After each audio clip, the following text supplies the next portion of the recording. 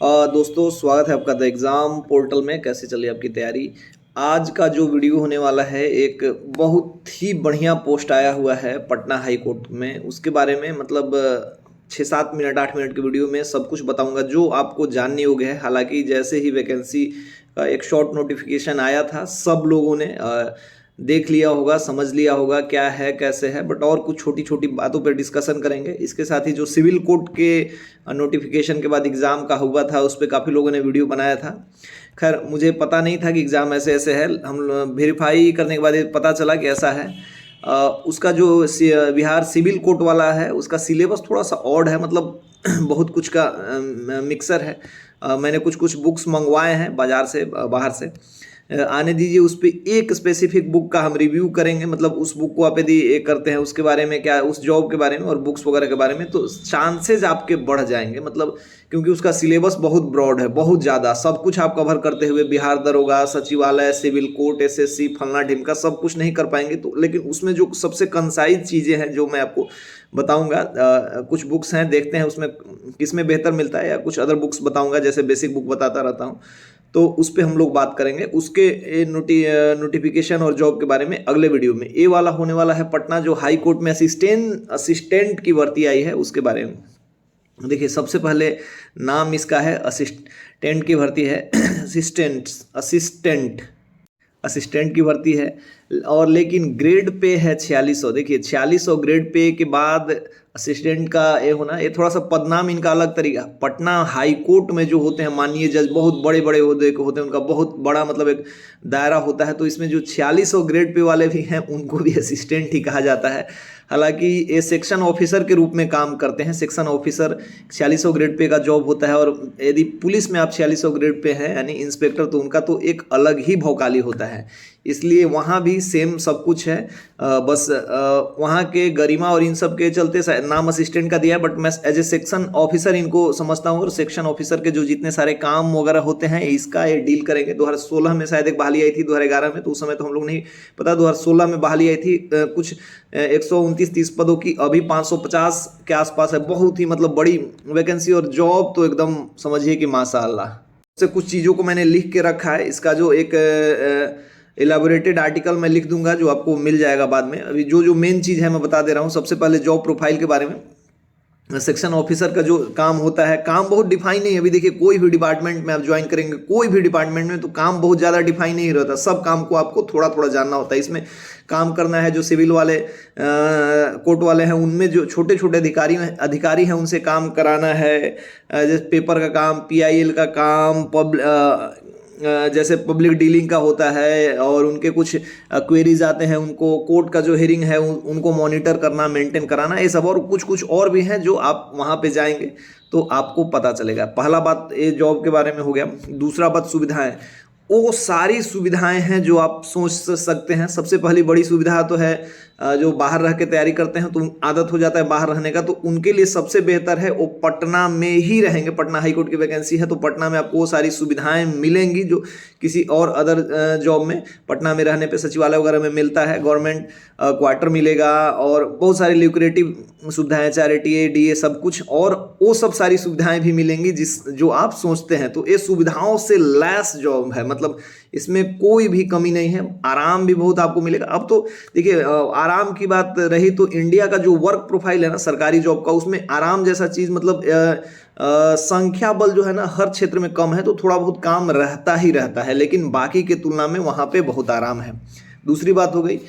तीसरी बात है सैलरी का। तो सैलरी शुरू में 72 से 74 हज़ार के आसपास मिलेगा। कट कटा के यदि 66-67 मिलता है तो इतना, लेकिन 70-71-72 हज़ार रुपये आपको मिलेंगे। और बाकी बढ़ते बढ़ते आप अनुमान लगा सकते हैं कितने उस पर जाएगा। प्रोबेशन पीरियड भी ये जॉब होने के बाद 1 साल का है, तो उसमें आपको थोड़ा सा 2-4 हज़ार रुपये कम मिलेंगे।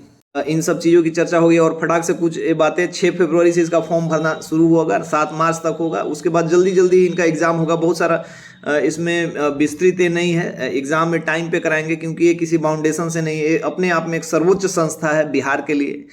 तो सबसे सर्वोच्च तो उनका एक नियम और एक डेकोरम होगा जिसका वो पालन करेंगे। मेन चीज़ हो गया। अब आते हैं एग्जाम पैटर्न पे। आपको फॉर्म भर देना है। जो ग्रेजुएट हैं वो इस फॉर्म को भर सकते हैं, और इसके साथ इसेंशियल क्वालिफिकेशन है, कंप्यूटर की डिग्री होनी चाहिए आपके पास, जो कि कंप्यूटर की डिग्री होनी चाहिए जो 6 महीने की हो, 6 महीने के लिए वैलिड वहाँ पे, क्योंकि अभी कोर्ट में सारे जो काम होते हैं कंप्यूटर से होते हैं, तो आपको नॉलेज होना चाहिए। यदि आपने सर्टिफिकेट नहीं, आपने कंप्यूटर सीखा है 6 महीने का और आपके पास कोई सर्टिफिकेट नहीं, तो आप समझ रहे हैं मैं क्या कहना चाह रहा हूँ। आप सर्टिफिकेट बनवा लीजिए जहाँ से आपने कोर्स किया है, कोई भी रिकॉग्नाइज संस्था से, यूनिवर्सिटी से 6 महीने का रहना चाहिए। और मुझे जो इंजीनियरिंग जिन्होंने किया है उनको डिजिटल वगैरह का कोर्स पढ़ना पड़ता है सेकेंड सेमेस्टर में। कंप्यूटर वाले, BCA वाले अपना ये लगा सकते हैं, उसके लिए एलिजिबल हैं। ये हो गया पहली बात। दूसरी बात, पेपर के बारे में बात करेंगे, प्री मेंस और इंटरव्यू। इसमें पेपर जो हो रहा था, अब देखिए हाई कोर्ट का जो सीन है वो वहाँ पे सारे काम इंग्लिश में ही होते हैं, तो पेपर भी जो आया था हिंदी को छोड़ के, मैंने द एग्जाम पोर्टल का जो टेलीग्राम चैनल है उस पर पेपर डाल दिया है, आप देख लीजिएगा।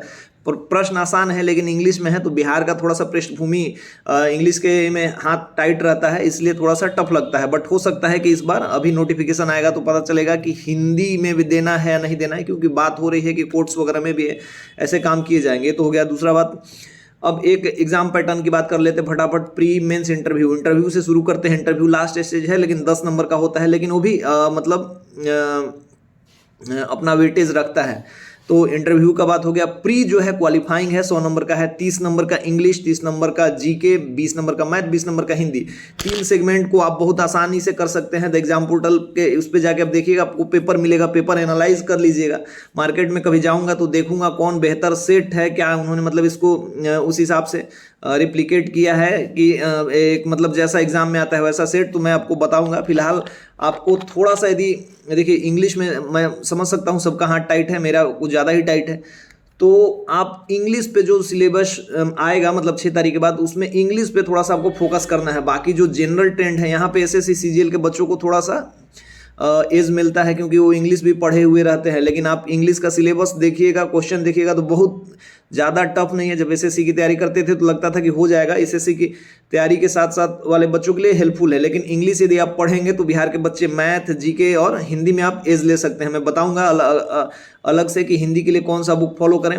इस जॉब को मतलब एक बहुत ही बेहतर जॉब है, मतलब बेहतर मतलब बहुत बेहतर है। हर तरीके की सुविधाओं से आप लैस रहेंगे, इसलिए थोड़ा सा मेहनत आपको इंग्लिश पे करना चाहिए। और जिनका थोड़ा सा भी इंग्लिश ठीक है उनको GK GS, जैसे GK GS के पेपर आप देखिएगा बहुत टफ नहीं था, लुसेंट से भी कवर हो सकता है। हिंदी के लिए बुक बताऊंगा, मैथ के लिए जो बेसिक बुक है RS अग्रवाल की, वो उसको फॉलो कर सकते हैं, क्योंकि प्रश्न बेसिक है। इंग्लिश प्रश्न बेसिक ही रहते हैं, लेकिन इंग्लिश हमारे यहाँ का बच्चों का सब टाइट रहता है, हम लोग का तो थोड़ा सा इंग्लिश में आपको मेहनत करना पड़ेगा। 100 नंबर के, और पिछले बार निगेटिव नहीं था, निगेटिव और A पॉजिटिव मतलब निगेटिव मार्किंग होगी कि नहीं, ये निर्भर करेगा 6 तारीख के नोटिफिकेशन पे। बाकी मान के चलिए कि यदि निगेटिव नहीं रहता है तो 70-75 तक कट ऑफ चला जाता है, लेकिन 70-75 तक कट ऑफ जाएगा, इसका मतलब इंग्लिश में भी आपको ठीक ठाक करना पड़ेगा। मैं इंग्लिश के लिए कट ऑफ को एज्यूम कर रहा था, है ना। ये हो गया। मेंस पे आते हैं। मेंस में 50 नंबर हिंदी, 50 नंबर इंग्लिश, एकदम बहुत ज़्यादा टफ नहीं है। कुछ एसेज हैं, जैसे 10 नंबर के ऐसे लिखने हैं इंग्लिश में, 10 नंबर का सेम ऐसे लिखना है हिंदी में। कभी समय मिलेगा तो मैं 8-10 आर्टिकल आपके साथ शेयर करूंगा कि कोई अगर बढ़िया आर्टिकल लिखना है, ऐसे लिखना है, तो उस पर किन किन चीज़ों पे ध्यान रखना चाहिए। 10 नंबर के आर्टिकल हैं। कॉम्प्रिहेंशन है, जिसको हिंदी में गद्यांश पढ़ के आंसर देना कहते हैं, वो भी 10 नंबर का है, वो आसान है। प्रिसाइज है, संक्षेपण राइटिंग जो 1/3 करके बॉक्स में बना के लिख देते हैं, प्रेसी राइटिंग कहते थे उसको इंग्लिश में, वो भी 10-10 नंबर के हैं। मुहावरे हिंदी इंग्लिश में भी 10-10 नंबर के आएंगे, जो कि 100 नंबर के हैं। तो इसमें सबसे ज़्यादा थोड़ा सा आपको एक सोच डेवलप करना पड़ेगा। जैसे पेपर वगैरह पढ़ते हैं तो आपको कुछ चीज़ें समझ में आती है कि इन्होंने एक ऐसा आर्टिकल लिखा है, तो वो थोड़ा सा आपका सोच डेवलप हो जाएगा। तो कॉम्प्रिहेंशन, एसे राइटिंग, प्रेसी राइटिंग और ये सब आसान है, हो जाएगा। बाकी इंटरव्यू के बारे में मैंने बता दिया है। ये सब चीज़ों को फॉलो कीजिए। इस पे एक और वीडियो बनाऊंगा। सिलेबस बहुत मतलब शानदार लग रहा है। इससे सिविल कोर्ट वाला सिलेबस ज़्यादा पेचीदा बना दिया है, लेकिन ये वाला सिलेबस बढ़िया है। आप 3-4 महीने यदि लगातार मेहनत करेंगे, इंग्लिश पे थोड़ा ज़्यादा मेहनत करेंगे, प्रैक्टिस सेट वगैरह कुछ लगाएंगे, मैं जैसा बताऊंगा, तो आपका सिलेक्शन इसमें हो सकता है। और सब इंस्पेक्टर नहीं, सीधे आप इंस्पेक्टर के रैंक पे जा सकते हैं। सचिवालय सहायक वाला जो ग्रेड पे है 4600, इसमें भी है। और बाकी बहुत सारी सुविधाएं हैं, बहुत सारे पक्ष आपको मिलेंगे। तो एक बहुत मतलब तैयारी करना चाह रहे हैं तो टारगेटेड तैयारी कीजिए, टाइम दीजिए। SSC CGL वाले मतलब उसका जो फंडा है तैयारी का, उसको फॉलो कीजिए, इसमें आपका रिजल्ट हो जाएगा। मिलते हैं नए वीडियो के साथ। यदि आपने हमारे चैनल को लाइक शेयर सब्सक्राइब कीजिए। धीरे धीरे कुछ समय मिलता है, जैसे ही मिलता है मैं मतलब जो सबसे मेन स्ट्रीम के जॉब होते हैं जिससे आपका भला हो सकता है, जिस आप जिससे कि आप मतलब जॉब ले सके। बहुत सारे ऐसे जॉब तो हवाई होते हैं, लेकिन ये सब जो जॉब है लेंगे, मेन स्ट्रीम का जॉब है, सबकी नज़रों में रहेंगे आप, तो उनके कुछ अपडेट और मतलब टू द पॉइंट बात लेके हम आते हैं। चैनल को सब्सक्राइब कीजिए, नए हैं तो सब्सक्राइब कीजिए, लाइक और शेयर कीजिए। मिलते हैं वीडियो के साथ, तब तक के लिए जय हिंद।